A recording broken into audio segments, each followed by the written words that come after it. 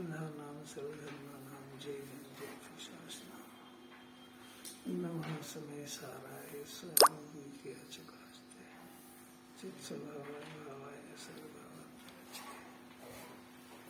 ऐसे में जिन्हें परोक्ष ज्ञानियों को विषयों में रति है, उन्हें दुख स्वाभाविक जानो, क्योंकि यदि वह दुख स्वभाव न हो तो विषयार्थ में व्यापार न हो।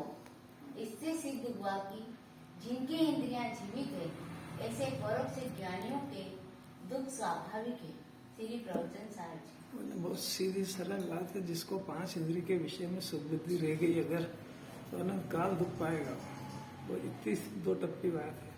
जिसको 5 इंद्रिय के विषय में सुख दिखता है, वो उस आत्म स्वभाव को भूला हुआ होने से सुख बहुत दूर है। वो चाहे जितनी पूजा पाठ करे, चाहे व्रत करे, चाहे जो करे,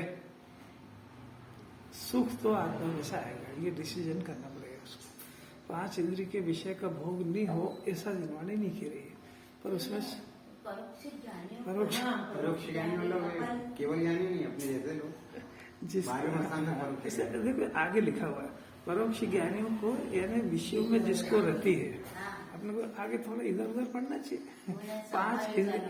5 इंद्रिय के विषय में रति में सुख है, उसको स्वाभाविक दुख जानो। उसको दुखी रहेगा हमेशा, चाहे जितनी अनुकूलता हो। क्योंकि यदि वो दुख स्वभाव नहीं हो तो फिर वो उसको मतलब ये जो है दुखी तो अपने को मानता है। अब सुखी कैसे होंगे कि मेरे को जिस तरह की प्रतिकूलता है वो दूर होए और अनुकूलता मिले तो मैं सुखी होऊंगा। ये बुद्धि अनादि से अभी आज की थोड़ी है। तो इसका अर्थ हुआ ना कि आत्मा को छोड़ा है। अब वो आत्मा को छोड़ने से दुखी हुआ, उसके बजाय वो अपनी अनुकूलता या आवश्यक सामग्री नहीं मिलने से अपने को दुखी मानता है, तो उसके प्रयत्न करा करता है। अर्जुन वाणी एक ही सिद्धांत कहती है कि भाई तू जिस चीज की इच्छा कर रहा है वो पुण्य के उदय के अधीन है और तेरे अधीन है नहीं। तो ये लड़ाई चलती रहती पूरी जिंदगी। इसको जो पदार्थ चाहिए वो पुण्य की अपेक्षा रखता है, पुण्य स्टॉक में है नहीं, वो इसकी इच्छाओं का अंत नहीं है। अब बताओ कब सुखी है?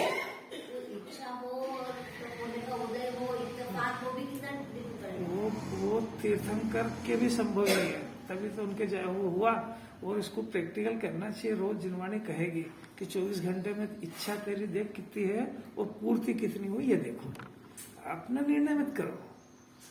हमारी इच्छा 24 घंटे में कितनी होती है और पूर्ति कितनी होती है। और जितना पुण्य बढ़ता है उतना तृष्णा और बढ़ती है। वो अलग बात है। अभी तीर्थंकरों के भी पुण्य के उदय में तृप्ति नहीं मिली, वो जानते थे क्षणिक है। तो तीर्थंकर को पुण्य का उदय जितना रहता उतना सामान्य व्यक्ति को नहीं रहता है। तब भी उनने पुण्य के उदय को देखना ही बंद कर दिया, क्योंकि वो संयोग अधीन दृष्टि है। उस आत्मा के आश्रय से सुखी होते हैं। तो जब तीर्थंकर जैसे जीव को पुण्य का उदय तृप्त नहीं कर पाया तो इसकी कहाँ मिसाल लगती है। अच्छा बताओ, उनके तो परम औदारिक शरीर है, कोई वो झगड़ा ही नहीं है उसका, निहार तो है ही नहीं। यहाँ तो भागता फिरे जरा सा खा ले, फिर भी उनको किस बात का दुख है? अरे भाई आकुलता का दुख है। तो ये संयोग छूट जाएगा तो छूटेगा जब छूटेगा। वो छूटने के भय से हमेशा भयभीत है। वो आज तो स्वस्थ है, कल बीमार नहीं हो जाओगे। ऐसा एक उदय के लिए ऐसा। वो तो जब आएगा तब आएगा, पर उसको भयभीत 24 घंटे। निर्भय तो ज्ञानी होता है, जो भी निर्जय अधिकार आएगा उसमें चलेगी बात। अभी तो अपनी देखो बहुत अद्भुत बात है। ये बात है चल रही 190 से लेकर के 92 तक की। इसके अंदर सर्वदर्शियों का आधार दिया है। सर्वदर्शी और सर्वज्ञ दो शक्ति है। जीव को ज्ञानोपयोग और दर्शनोपयोग है ना। आज अपन नहीं लेंगे ना, टीका लेंगे। तो गाथा नंबर है अपनी 190 से 192 तक की टीका। तो सर्वदर्शियों का आधार दिया, मैंने जीव के पास ज्ञान और दर्शन ये दोनों गुण है। तो उपयोग, ज्ञान और दर्शन का व्यापार को उपयोग कहते हैं। तो ज्ञान का काम जानना है और दर्शन का काम देखना है, स्वभाव उसका, ज्ञान का स्वभाव जानना है और दर्शन का स्वभाव देखना है। और जो परिपूर्ण जानता है उसको सर्वज्ञ कहते हैं, जो परिपूर्ण देखते हैं उनको सर्वदर्शी कहते हैं। तो ये ज्ञान दर्शन की पूर्ण खिलावट, इसका नाम अरचित है।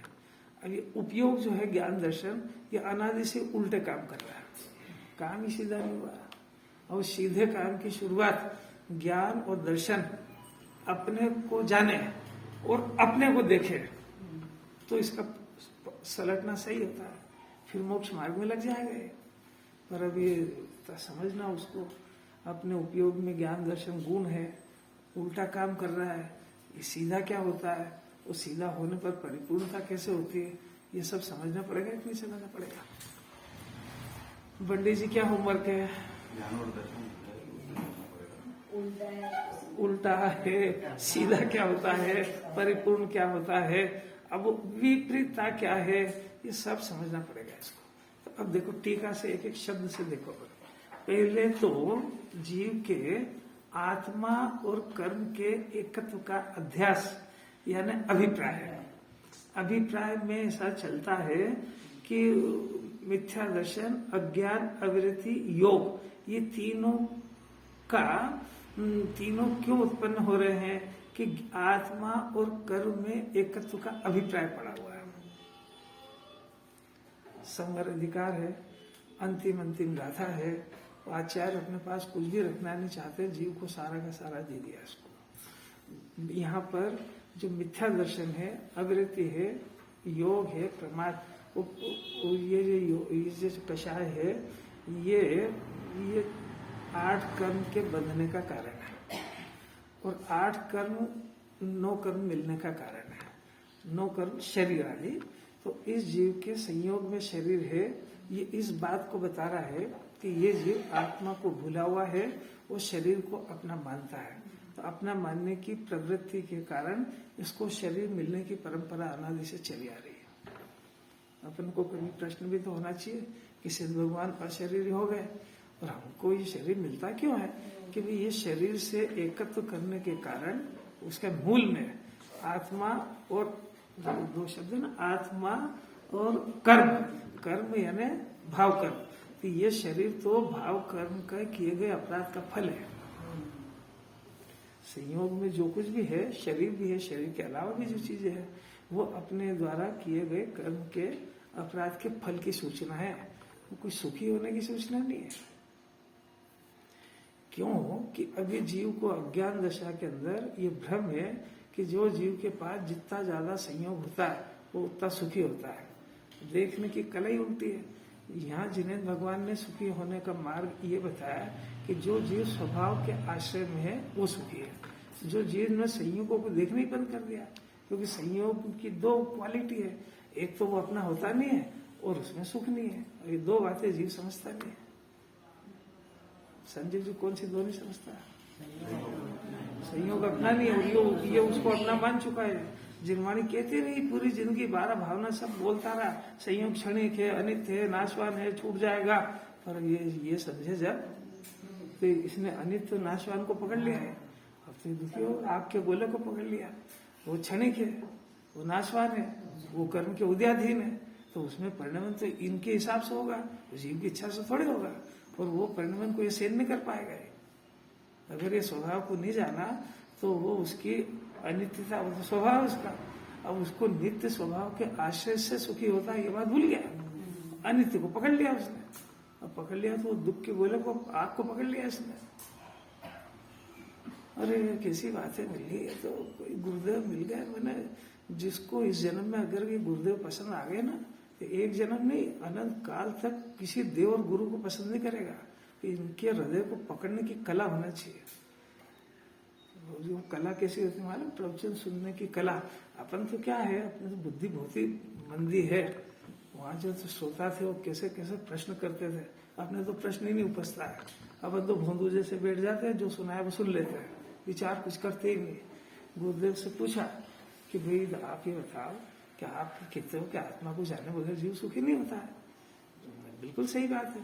तो हम आत्मा को कैसे जाने? कि भाई आत्मा तो अतीन्द्रिय ज्ञान से जानने में आता है, तो हम तो सुन के चले आते हैं, उन्होंने पूछा कि अतीन्द्रिय ज्ञान से तो हमारे पास अतीन्द्रिय ज्ञान है, अब अतीन्द्रिय ज्ञान कहाँ से लाए?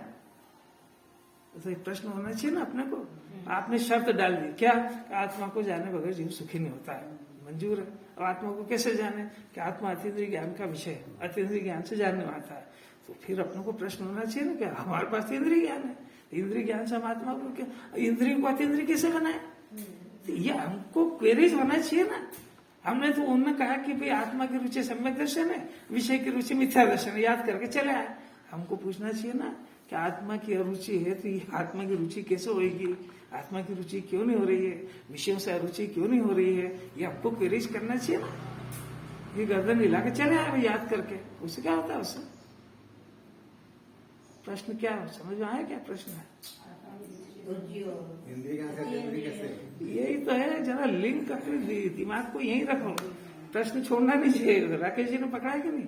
प्रश्न ये चल रहा है, गुरुदेव से बात चल रही है कि आप कह रहे हो कि आत्मा को जाने बगैर सुखी नहीं होगा, मंजूर है। आत्मा को कैसे जाने? कि वो अतीन्द्रिय ज्ञान से जानने में आएगा। तो अब हमारा प्रश्न है कि हमारे पास तो इंद्रिय ज्ञान है, अतीन्द्रिय ज्ञान हमारे पास है नहीं, और आपने एक शर्त डाल दी कि आत्मा अतीन्द्रिय ज्ञान से जानने में आता है। तो आप कृपा करके बताओ कि हम ये इंद्रिय ज्ञान को बदल के अतीन्द्रिय ज्ञान कैसे करें? ये है प्रश्न। जरा ये चैनल को अभी ये उपयोग को हटा दो यहाँ से, निश्चय मैंने 3 लोग से कनेक्शन कट गया। जिंदे रहेंगे तो देखी जाएगी बाहर की। भाई इतना अलिप्त होकर सुनना चाहिए इसको। प्रश्न ख्याल में नहीं रहेगा, उत्तर क्या समझ में आएगा इसको? फिर से बोलो, डॉक्टर ने प्रश्न क्या है? अब देखना जरा, इसको सब समझ में आ गया। अब गुरुदेव का जवाब सुनना। ये कोई आत्मज्ञानी की विषय कोई दे नहीं सकता है कि भाई तेरे पास इंद्रिय ज्ञान नहीं है, तेरे पास तो ज्ञान है, आत्मा ज्ञान का बना हुआ है और उसमें से निरंतर ज्ञान उत्पन्न होता है। आत्मा में कोई इंद्रिय ज्ञान नहीं है, आत्मा में ज्ञान उत्पन्न होता है क्योंकि आत्मा ज्ञान का बना हुआ है, एक बात। और दूसरी बात है कि वो ज्ञान जो उत्पन्न होता है वो आत्मा का स्वभाव है। तो जिस तरीके से वो दीपक की रोशनी वो दीपक को प्रसिद्ध करती है, उसको बाहर के पदार्थों से कोई लेना देना नहीं है कि तुम्हारे कमरे में वो मेरा पेन का रखा, टेबल का, कुर्सी का, उससे कोई मतलब नहीं। वो तो लो ये बताती है कि मैं दीपक हूँ। सूर्य की किरण ये बताती है कि सूर्य यहाँ है, उसके किरण से उसको कोई लेना देना नहीं। कोई ऑफिस जाए, कोई नौकरी जाए, कोई रोटी बनाए खाए, वो सूर्य का काम नहीं है।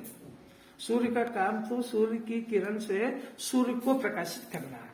इसी तरीके से आत्मा में जो ज्ञान उत्पन्न हो रहा है वो ज्ञान आत्मा को प्रसिद्ध कर रहा है, वो ज्ञेय को प्रसिद्ध नहीं कर रहा है। तो हमारे पास जो ज्ञान होता है, गुरुदेव कह रहे हो कि तुम्हारे पास यानी 3 लोग के सब जीवों के पास 17-18 का था कि उसके पास जो ज्ञान प्रकट होता है उस ज्ञान में आत्मा जानने में ही आ रहा है, वो ज्ञान आत्मा को ही प्रसिद्ध कर रहा है। वो ज्ञान उत्पन्न हो रहा है, इंद्रिय ज्ञान नहीं हो रहा है। जो अपन ने प्रश्न किया ना, हमारे पास इंद्रिय ज्ञान है, तो अपना प्रश्न ही गलत है। हमारे पास इंद्रिय ज्ञान नहीं है, हमारे पास ज्ञान है। अब फिर इंद्रिय ज्ञान की बात भी तो चिन्वाणी में आई है। वो इसलिए आई है कि ज्ञान अपने स्वभाव को भूला, आत्मा को भूला, भूलने से इसको जानने का तो स्वभाव है, तो इसने इंद्रियों का सहारा लेकर जानना शुरू करा। समझ आई कोई बात? तो इसने इंद्रियों का सहारा लेकर जानना शुरू किया, तो ये इंद्रिय ज्ञान नाम पा गया है। बाकी ज्ञान तो इंद्रिय ज्ञान है ही नहीं, ज्ञान तो ज्ञान है। अगर इंद्रिय ज्ञान हो जाए तो अतीन्द्रिय में कन्वर्ट करना मुश्किल हो जाए। पंडित से सरल है, कठिन।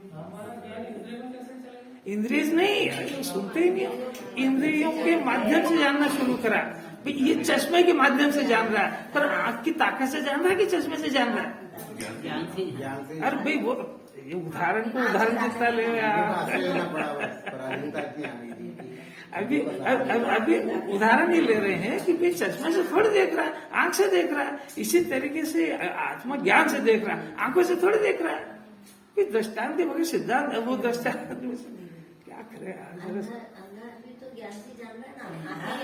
निरोध का जी। अरे सिद्ध भगवान की कहाँ आंखें है? लौकिक में एक हृदय स्पर्शन रसना घ्राण चक्षु, स्पर्शन रसना घ्राण चक्षु 4 इंद्रिय में आंख मिली है। उसके पहले भी तो जान रहा है जीव। हाँ, तो आंख से थोड़े तो पूरा सर्वांग ज्ञान से जान रहा है। अब जान रहा है, ये नहीं जान पा रहा है कि मेरे को जानने के लिए इंद्रियों की आवश्यकता नहीं है।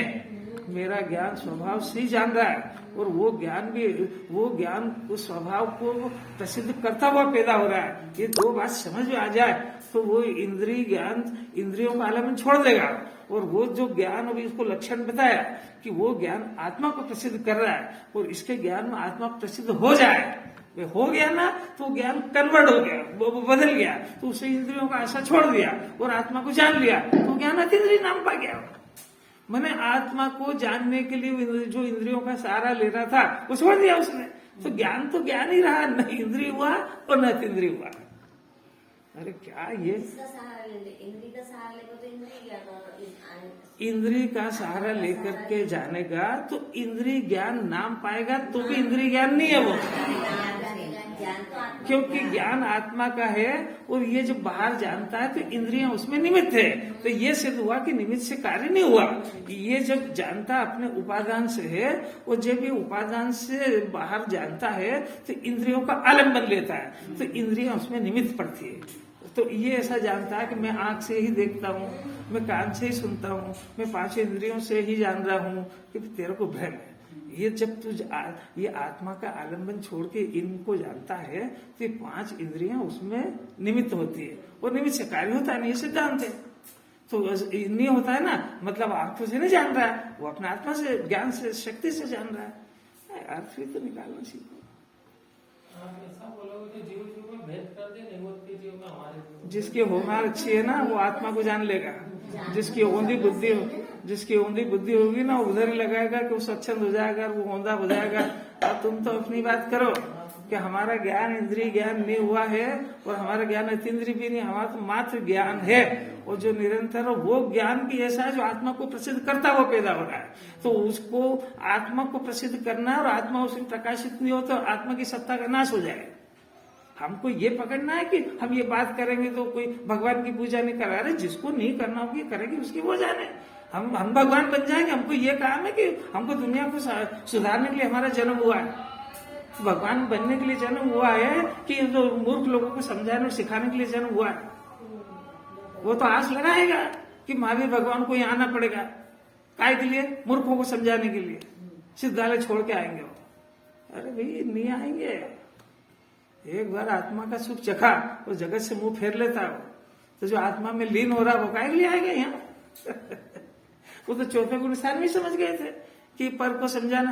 अरे इस तत्वार सूत्र में सूद रहे पूज्यपाद आचार्य ने उस स्टोपदेश में कहा कि दूसरे को समझाना पागलपन है, उन्मत्तवतपना कहा इसको, क्योंकि वो सामने वाला पूछ लेगा आपने क्या समझाया, ज्ञान तो मेरे अंदर से आ रहा है, तब क्या जवाब दे?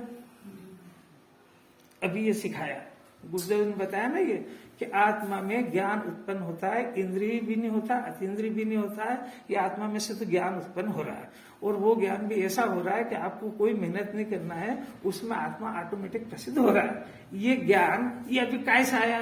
अपने ज्ञान में से आया कि गुरुदेव की वाणी से आया? तो अब ये फिर क्या करा इनने? उन्होंने क्या करा, तुमने क्या करा? इतना समझ जाएगा। इंद्रिय ज्ञान से अतीन्द्रिय ज्ञान होने में देर फल लगेगी। अभी सब प्रश्न अपने को होता नहीं है, ये जिज्ञासा होना चाहिए भाई। इस एंगल से जिसने सुना, हर एक में तर्क को क्यों लगा के, तो उसको जो ये प्रश्नों के उत्तर मिलेंगे और उसके आधार पे जो गुरुदेव की महिमा आएगी, बस वो जैन शासन की महिमा आगे की। वो नहीं तो वो होती है इधर उधर से चढ़ाएगी, उसको उतरने में भी देर नहीं लगेगी। बात समझ में आ रही है? उनका बहुमान, उनका उपकार कब आता है? जब उनके द्वारा दिए गए तत्व को सुन करके ये एकदम से इसकी ओहो, अरे ये तो ये उत्तर दे नहीं सकता है कोई, क्योंकि जिनवाणी में से लिखा इंद्रिय ज्ञान है, 2 इंद्रिय का ज्ञान है, 3 इंद्रिय का ज्ञान है, पूरी जिनवाणी व्यवहार से लिखी है, और उसमें से निश्चय निकालना इतनी बड़ी बात है। जरा सुनो तो फिर आएगा उपकार। तो ये बात तो मेरे को कोई बताने वाला मिला ही नहीं, वो ये बात शास्त्र में समझ में नहीं आती है जब तक किसी की देशना नहीं मिले। बहुत बढ़िया। और सुनो, बढ़िया है तो और सुनो। इसको ऐसा लगना चाहिए, ओहो ऐसी और कोई और भाई बातें सुना ना, हम तो इसी को सुनने के लिए बैठे हैं। हमको इसे सूक्ष्म ज्ञान पढ़ा क्या करना, हमको आत्मा जानने की कला सिखाओ बस। प्रमत्त नहीं और प्रमत्त नहीं, मैं एक गायक हूँ, वो ज्यादा इसमें हमारा सारा काम हो रहा है, तो ज्यादा हमारा जो आयु कहाँ बची है, उम्र कितनी, इसको पकड़ के निहाल हो जाओ ना। देखो पंडित जी को अंदर से आई ना आवाज, ऐसी बढ़िया आवाज, ऐसी जिसको सुनेगा ना अच्छी तरह से, चेहरे पे प्रसन्नता भी आएगी और सहज निकलेगा। उनको कहना थोड़ी पड़ा कि आप बोलो सब बहुत अच्छी लगी, खराब लगी। कुछ अच्छा लग रहा है क्या? उदास तो हो रहा है पूरा, काय का अच्छा लग रहा है? सोचने पे मजबूर हो गया। फिर से सुनो, फिर गुरुदेव से पूछा। अब देखो जो शास्त्र पढ़ता है और जो उनके प्रश्न सुनता है वही प्रश्न कर सकता है। जो सुनता भी नहीं ना पढ़ता भी नहीं, वो क्या प्रश्न करेगा? के साथ देखो, आपने कहा तत्वार सूत्र के अंदर कि आत्मा जो है इसके अंदर 5 ज्ञान है, मति, श्रुत, अवधि, मन, पर्य, केवल ज्ञान। तो इसमें 5 ज्ञान के अंदर से उमा स्वामी आचार्य ने आद्य परोक्षम कहा, मैंने मति ज्ञान, श्रुत ज्ञान, परोक्ष ज्ञान और अवधि ज्ञान और केवल ज्ञान। वो अवधि ज्ञान एक देश प्रत्यक्ष है, केवल ज्ञान सकल प्रत्यक्ष है। हमारे पास तो मति शुद्ध ज्ञान है और ये ज्ञान परोक्ष है, और हमको आत्मा को जानना है। और आत्मा परोक्ष ज्ञान से अब हम कैसे जाने? फिर वही प्रश्न आया, नहीं आया समझ में? ये शास्त्र पाठ्यों के वो समझने के प्रश्न है। ये सब बातें इसलिए बता रहे हैं कि उनके प्रवचनों में प्रश्न भी आते हैं और वो ऐसा कोई बात नहीं आती जिसका उत्तर उसमें नहीं आता। कि गजब की बातें हैं उनकी। फिर से प्रश्न क्या है? क्योंकि उमा स्वामी आचार्य ने कहा कि मति ज्ञान परोक्ष है और अवधि ज्ञान और केवल ज्ञान प्रत्यक्ष है। अब आत्मा जो है वो दिखता नहीं है, अब दिखता नहीं है और परोक्ष है। अब परोक्ष में आपने फिर वही शर्त डाल दी कि आत्मा को देखो, आत्मा का वो करो। अब हम कैसे देखें? अब जिसको आत्मा देखने की जिज्ञासा होगी उसको ऐसे ऐसे प्रश्न होंगे, तो उसको इन प्रश्नों के समाधान सिर्फ आत्मज्ञानी के अलावा कोई जानता ही नहीं करेगा क्या? उस शास्त्रों में लिखे, इसके बस की बात नहीं कि उनके अर्थ निकाल ले, क्योंकि वो जो शास्त्र लिखे गए हैं वो सम्यक ज्ञान की लैंग्वेज में लिखे। तो वो सम्यक ज्ञान वाला नए का जानकार होता है, तो वो नए से लिखे गए। और इसके पास नए ज्ञान है नहीं, इसके पास मिथ्या ज्ञान है। तो इसके पास जो ज्ञान है उससे उनके अर्थ निकालता है, वो उसके अर्थ निकाल के अपने ज्ञान को सही करना ये पद्धति नहीं समझता है। दो में अंतर लगा कुछ? जिनवाणी पढ़ के अपने ज्ञान को सुधारना था, तो इसने क्या करा? अपने ज्ञान के अनुसार जिनवाणी के अर्थ निकाले। तो तेरे पास तो मिथ्या ज्ञान है, तो उनके मर्म को जानता ही नहीं है। कोई बात समझ आई? आगे बढ़ा। प्रश्न याद रखना क्या है, संजय से बोलना पड़ेगा। ज्ञान को प्राप्त करने की नहीं, हाँ तो टॉपिक बदल गया, अब मति शुद्ध वाली आ गई कि हमारे पास तो ज्ञान जो है। अब देखो इसका भी जवाब सुनना क्या दिया है, ये सुने ना तो झूमने लगे, यही नाचने लगे। वो जो जिन्हें भगवान की दिव्य धनी खिलती है ना, तो इंद्र तांडव नृत्य करता है। तो जो भव्य जी होते हैं ना, वही वाणी सुन के उछलने लगते हैं, मुंह सड़ाए नहीं रहते जैसे तीसरे तेरह में बैठे हो। और ये सब भेद ज्ञान करके नहीं सुनते कि क्या गलती तो नहीं कर दी, इनने क्या गलती करी है, कहाँ से अर्थ निकाला है ना, सही है कि नहीं है, कई एंगल से सुनता है। तो क्या जवाब दिया कि देख भाई तेरे पास जो ज्ञान है ना, ये जो ज्ञान है, ये ज्ञान, इस ज्ञान से तुम आत्मा को देखने का प्रयत्न मत करो। क्या कहा? हम क्या कर रहे हैं? हम आत्मा को ढूंढ रहे हैं और आत्मा को देख रहे हैं। आत्मा आंख का विषय है नहीं, इसलिए इसको आत्मा कब मिलेगा? अब वो परोक्ष के दिया, परोक्ष अभी अतिशुद्ध ज्ञान है, परोक्ष है। तो पहली बात तो परोक्ष ज्ञान है। दूसरी बात है हम आत्मा को देखना चाहते हैं और आत्मा इंद्रिय ज्ञान का विषय नहीं है। अब सुनना जरा जवाब, बस ये जवाब उतर जाए निहाल हो जाएगा। क्या जवाब दिया? गुरुदेव का जवाब है, क्या जवाब दिया कि तुम आत्मा को मत देखो, तुम ये देखो कि मैं आत्मा हूं। बात समझ में आई? जो ज्ञान अपने पास उपलब्ध है उस ज्ञान और दर्शन के लक्षण से मैं आत्मा हूं ऐसा देखो, तुम आत्मा को मत देखो। कोई दुई में अंतर समझ में आया? मतलब बाहर मत देखो, अंदर मत देखो। आत्मा को देख रहा है तो दिखेगा भी नहीं, तो ये तो सारा प्रयत्न बेकार जाएगा। मैं आत्मा हूं ऐसा देखो, इस ज्ञान से आत्मा को देखने मत जाओ, क्योंकि आत्मा थर्ड पार्टी नहीं है, आत्मा मैं खुद हूं। तो ये व्यक्त जो लक्षण है, इससे मैं आत्मा हूं ऐसा देखो। अभी ये क्या देख रहा है? मैं शरीर हूं, ये देखा जाना कैसे? ज्ञान से देखा जाना। बंद करके जो देखते हैं तो वो काला और व्हाइट दिखता है, वो खुद दिखते हैं वो अपने को। अभी तो देखो जो एंगल चल रहा है उसको पकड़ो, विषय बदल जाएगा। आत्मा को मत देखो, क्योंकि आत्मा कहीं मिलेगा नहीं। इस ज्ञान से मैं आत्मा हूं ये देखो, ये भेद विज्ञान है।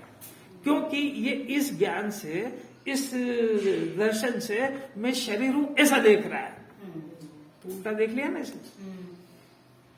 ज्ञान और दर्शन के अंदर जो झलका है वो मैं हूं, कि जो जिस सत्ता में झलका वो मैं हूं।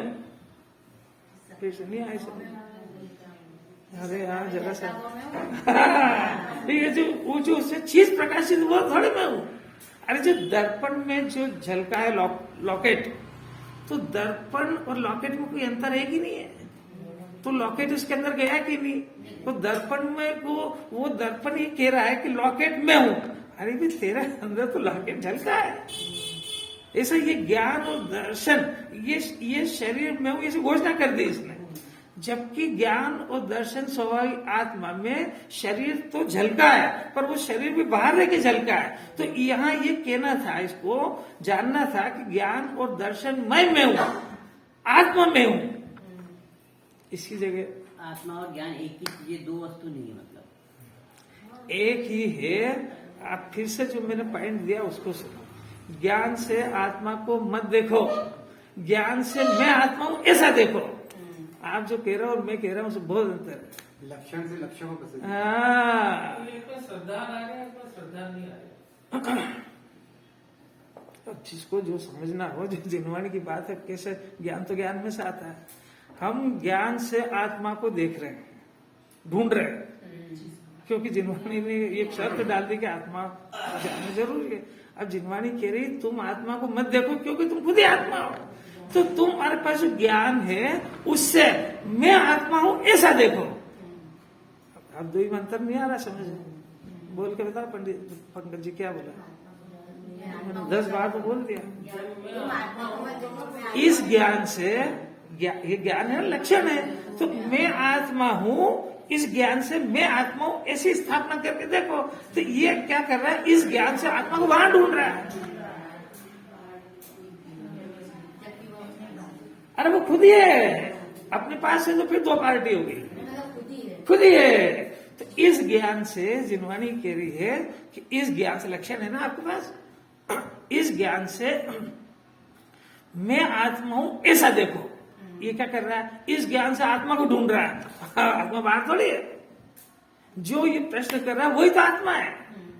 तो जैसे इसने ज्ञान से मैं आत्मा हूं देखा, कोई विकल्प नहीं रहता है। ये विकल्प द्रव्य पर्याय के निकल जाएगा। पंकज जी बोल के बताए। जो ज्ञान है वो ही आत्मा है। हाँ, ये मैंने नहीं कहा।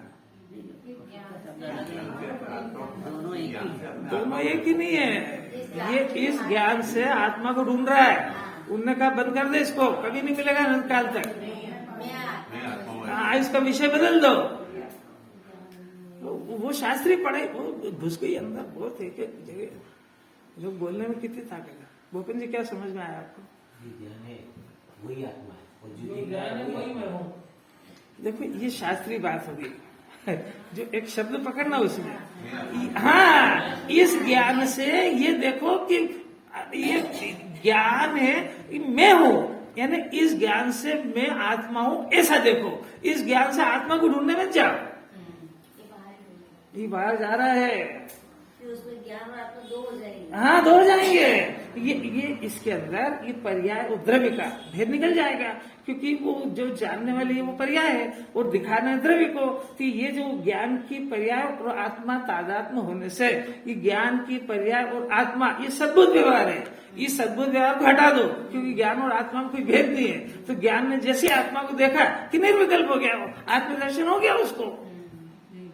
ये शास्त्र पढ़ने से नहीं होता है। तो गुरुदेव मिले हैं तो कुछ सीखो तो सही। वो शास्त्र ज्ञान है, ज्ञान सो आत्मा, अरे है वो तो मालूम है। तो ज्ञान और आत्मा दो चीज हो गई ना, तो भेद हो गया ना उसमें, तो व्यवहार हो गया, उसमें निर्विकल्प नहीं होएगा। पर्याय को मत देखो, द्रव्य को देखो। हाँ, उस पर्याय से द्रव्य को देखो। अगर पर्याय से द्रव्य को नहीं देखा तो पर्याय दूसरे को देखेगी, और वो पर्याय से द्रव्य को देखा कि पर्याय द्रव्य के साथ अभेद हो गई, अभेद हो गई तो आत्मदर्शन हो जाएगा। तो बीच का सब रास्ता क्लियर कट निकल जाएगा। इतना सरल तो है यार।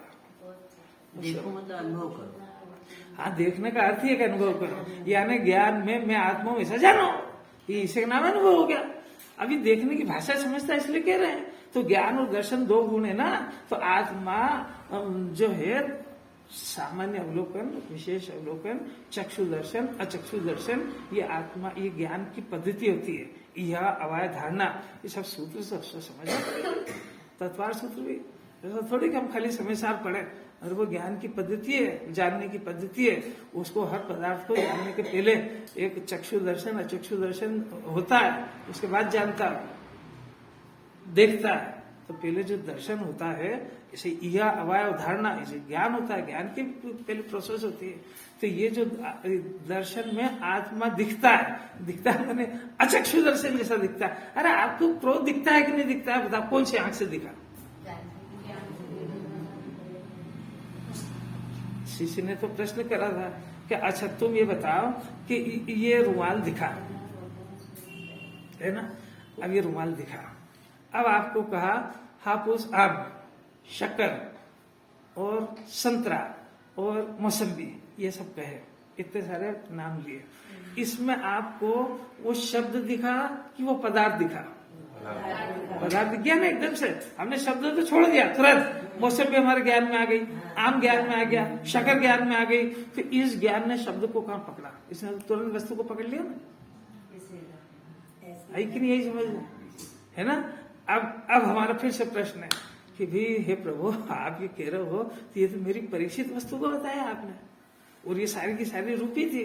तो मेरे जानकारी होने से आपने जैसे ही नाम लिया तो मैंने शब्द को छोड़ के वस्तु को देख ली, तो मेरे को उस वस्तु के पास जाना नहीं पड़ा, मेरे सब ज्ञान में याद जानने में आ गई कि गया वहां पे। अब देखो ये तो हुआ रूपी का। अब अपने परिवार में, रिश्तेदारी में, समाज में सभी लोग होते हैं सब तरह के। तो किसी को क्रोध की मुख्यता है, किसी को मायाचारी की, किसी को मान की, तो वो आपके ज्ञान में दिखी कि नहीं दिखी? यही दिख गई, यहाँ दिख गई सबको। पूरे परिवार के 500 लोगों की रेल खुल गई। देखो जरा पीछे कल्पना पंडित को उठा दो जरा सा, वो यही सोएंगे, वो तो क्या है ना, क्या भटकना है तो क्या करेंगे। अलौकिक बात है, अनंत काल में सुनने को नहीं मिली सर्जरी, तो क्या करेगा बेचारा? दिखी तो वो देखो, अभी हमने रूपी का दृष्टांत दिया, ज्ञान ने अरूपी को देखा कि नहीं? अरूपी को भी देख लिया ना, यहीं रह करके देख लिया। मैंने ज्ञान रूपी अरूपी को दोनों को यहाँ बैठे बैठे जान सकता है। अब तीसरी बात फिर से कि हमारा उससे परिचय है, तो हमारा उससे परिचय आत्मा से परिचय नहीं है, इसलिए हम आत्मा को कैसे जाने? हमारा तो अज्ञान। अड़े रहो बिल्कुल उस प्रश्न पे, जब तक पूरा समाधान नहीं हो जाए तो समाधान मिलेगा। क्रोध के समय भी हाव भाव जो हम देखते हैं,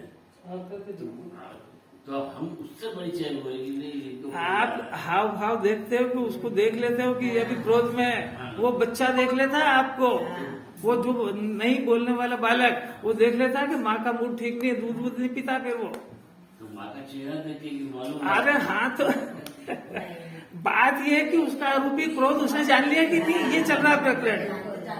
आरोपी क्रोध उसने बच्चे ने जान लिया कि नहीं, तो वो जानने का स्वभाव सिद्ध कर रहे हैं अभी। वो माँ और बेटा को सिद्ध नहीं कर रहे हैं। अब आगे बात जब ये समझ में आएगी तो आगे की बात समझ में आएगी कि कोई जान लेता है ना कि भाई देखो ये इसका भरोसा नहीं, ये ऊपर से बोल रहा है ये, पर ये जो बोल रहा है वो सत्य नहीं है। तो देखो उसने जान लिया कि नहीं जान लिया। ये सब परिचय है, इसलिए अपने को जानना चाहते ये परिचय किसको अच्छा, कहते हैं, मान किसको कहते हैं। तो ये परिचय है ना, तो ये दूसरे की जान लेता है, अपनी जान लेता है क्या? वो अपनी भी जानने में आती अरे अपनी जानने में आजा छोड़ दे। है, वो नहीं छोड़ता पर जानने में आती है कि मैंने माया जाना। चलो इतना तो मंजूर करा। अब आचार्य अब अगली बात कहते हैं कि हमारा फिर वही प्रश्न आ गया कि ये तो हमारा अभी पंकज जी ने कहा ना कि क्रोध मान माया लोभ से हमारा परिचय है, तो आत्मा जी तो नहीं है। तब आचार्य जयसेन आचार्य ने इसका जवाब दिया, गुरुदेव ने जयसेन आचार्य का नाम लेके कहा कि देखो ऐसा है कि आत्मा का स्वभाव और स्वरूप ये जीव ने कभी जाना नहीं, ये पूरी दिव्य ध्वनि का विषय है। और हर ज्ञानी के सामने एक ही बात है कि इसको आत्मा का स्वरूप बताना है, और वो बताना ये जानता नहीं है। अभी कितनी टिपिकल समस्या है, जिसको समझाना है वो आत्मा जानता नहीं है, और जिसको समझाना है उसको आत्मा समझाना है। बस यहाँ पर देशना लब्धि की जरूरत पड़ी है। क्षयोक्षम यानी उसके आत्मा को समझने लायक ज्ञान, ये बाहर का क्षयोक्षम की बात नहीं कर रहे हैं, आत्मा को समझने लायक ज्ञान, इसका नाम है क्षयोक्षम। और ये क्षयोक्षम होने के बाद उसमें विशुद्धि हो, माने कषाय की मंदता हो और आत्मा को समझने की जिज्ञासा हो, तो विशुद्धि लब्धि होगी तो आत्मा को समझने जाएगा, और आत्मा को समझने जाएगा तो विशुद्धि बढ़ेगी। ये परस्पर परस्पर विषय है। बात समझते जाना आगे। क्या हुआ कि आत्मा को समझने के लिए विशुद्धि होगी तो जाएगा, विशुद्धि नहीं होगी तो पांच इंद्रिय के विषय में जाएगा, क्षयोक्षम धरा रहे भले एक तरफ। यही बात समझ। अब आगे कि क्षयोक्षम हो गया, विशुद्धि होगी। अब विशुद्धि का विषय क्या है कि विशुद्धि का विषय यही आत्मा जो भी चर्चा चल रही है, हमारा आत्मा को जानना है। ये तो ऐसा कमर कसा हुआ चीज है, मेरे को गुरुदेव मिल गए, मेरे को आत्मा समझना है, मेरे को दूसरी कोई बात नहीं समझना। इन्होंने खुद ने कह दिया कि सब व्यवहार समझ के क्या करेगा उसको।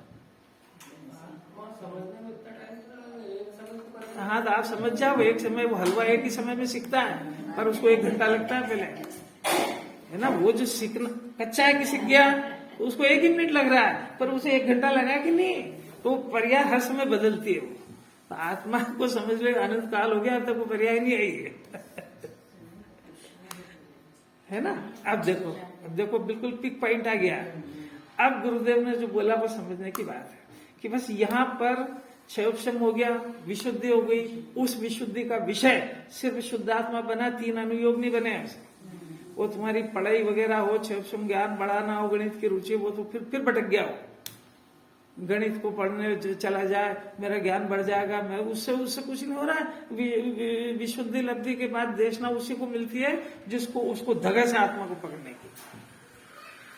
तो विशुद्धि लब्धि का प्रकरण क्या बना कि शुद्धात्मा।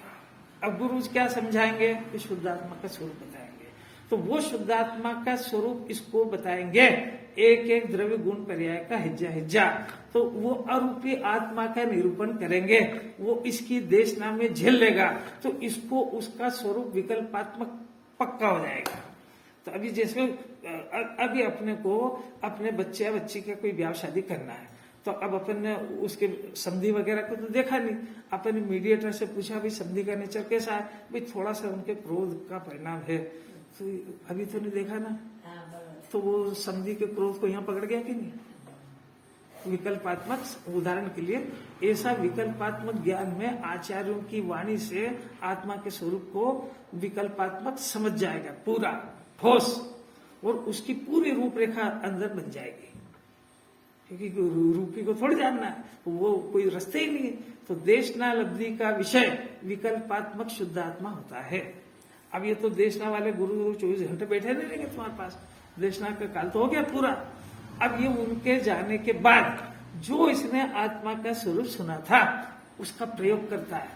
अब आंखें बंद हो गई है, अब देशना वाले वो भी चले गए, और ये बैठा है कायम में जो सुना था उसका विचार करने लगा। तो उसके ज्ञान के अंदर जो मैप बना था, चॉकआउट हुआ था, आत्मा ऐसा है असंख्यात प्रदेश है, अनंत गुण है, अस्तित्व गुण है, वस्तुत्व गुण है, द्रव्यत्व है, प्रमेयत्व है, ऐसे अनंत गुण आत्मा में है और उनका हर समय काम चल रहा है। मेरे को सुखी होने के लिए बाहर जाने की जरूरत नहीं है। ये सब विकल्प धीरे धीरे धीरे शमन होते जाते हैं और ज्ञान आत्मा के नजदीक जाता जाता है। ये प्रयोग पद्धति शुरू हो गई। कौन सी लब्धि शुरू हो गई? बस अगर ये उसमें सही सुनेगा विकल्पात्मक देशना में, तो ये प्रयोग सही कर जाएगा। और उसी में कुछ कंफ्यूज हो गया तो फिर बाहर आ जाएगा। और उसमें यथार्थ प्रयोग होने पर रिजल्ट नहीं आए तो ब्रह्मांड को शून्य होना पड़ेगा। इस लब्धि में तो ये मानना होगा कि सब चीजें मेरे में है। तो यही तो आत्मा विषय, में थोड़ी मेरे और आत्मा में क्या अंतर है? मेरे में और आत्मा में क्या अंतर है? अरे भाई, यहाँ से बच्चे को बम्बई भेजा तो अब बम्बई तो देखा नहीं। अब किसी परिचय से उसको मैप बना के दिया कि रेलवे स्टेशन पे तू इस जगह उतरेगा, अब उसके बाद तेरे को यहाँ से ये गाड़ी मिलेगी, ये मिलेगी, सारा का सारा बना के दिया कि नहीं? तो वो उसको देखता जाएगा, गाड़ी में बैठता जाएगा, पहुंच जाएगा। ऐसा आत्मा को जानने की विधि देशना लब्धि बता दी इसको, आत्मा का स्वरूप बता दिया, आत्मा को प्राप्त करने की विधि बता दी। वो तो देशना हो गई बंद। वो भी बोल के चुप हो गए, वो गए, अपने को समझाने के लिए बैठे रहे क्या? अब इसका काम अब शुरू हुआ और इसने जैसा जैसा सुना था वैसा वैसा ज्ञान को अंदर लेकर के गया। और लेकर के गया, आत्मा के ढूंढने नहीं जाना पड़ता। जो विचार कर रहा है तो उसी के पास है, माने वही है। अगर ये बिल्कुल सही सुना और सही साथ प्रयोग करा तो करण लब्धि में आ जाएगा और आत्मदर्शन हो जाएगा। ये काम हुआ नहीं है, अपने देशना सुन के धन्य मान के छोड़ छाड़ दिए बंद। हमको क्या देशना लब्धि मिल गई तो हमारा अरे हो गई नहीं, क्योंकि ये निमित्त है। निमित्त का काम उपादान से हो जाए, उसके बाद इसके ऊपर आरोप जाता है। जिस जीव को सम्यक दर्शन प्राप्त हो चुका उसको भूत नगरने से कहते हैं कि इन्होंने इनकी देशना सुनी थी। देशना से नहीं होता है। अरे कैसी अलौकिक बातें इस तरीके से सुनी नहीं, सुनने को मिली नहीं। बेचारा पुरुषार्थ जी क्या करे। बंडी से सरल लग रहा है, कठिन। अपनी समस्या का समाधान मिल रहा है कि नहीं? समस्या कौन सी है? आत्मा को जानना है। जो जानकार है वही बताएंगे कि हमने कितने तो प्रश्न कर लिए, आत्मा को देखा नहीं, जाना नहीं, तो उन्होंने बताया ना। देशना लब्धि इसीलिए होती है कि उसमें जो स्वरूप का जानकार है वही बताएगा। उसका मैप जो जानते ही नहीं वो क्या बताएगा? तो वो भी मिल गए ना भाग्य से। तब मिलने के बाद आपने क्या करा कि हमने तो उनको सुन के बंद करके चले गए। तो देशना लब्धि का क्या, वो नाम ही नहीं पाती देशना लब्धि, क्योंकि देशना के बाद प्रयोग और प्रयोग के बाद फिर करण है। आदमी को ना वो पांचों लब्धि। अरे तो अंतर, अलग नहीं होना कि अरे तो अंतर मुहूर्त या अंतर मुहूर्त तो गैस में, कुकर में गैस आने के पहले तो उठ के भग जाता है। मैंने इसको जब तक प्रयोग में और करण में ला रहे हैं तो ये घड़ी देखेगा टाइम हो गया। ये लब्धि भी तो प्रगाढ़ होना चाहिए हमारे। ये होना चाहिए तो आप करो। कौन जवाबदार है इसके लिए?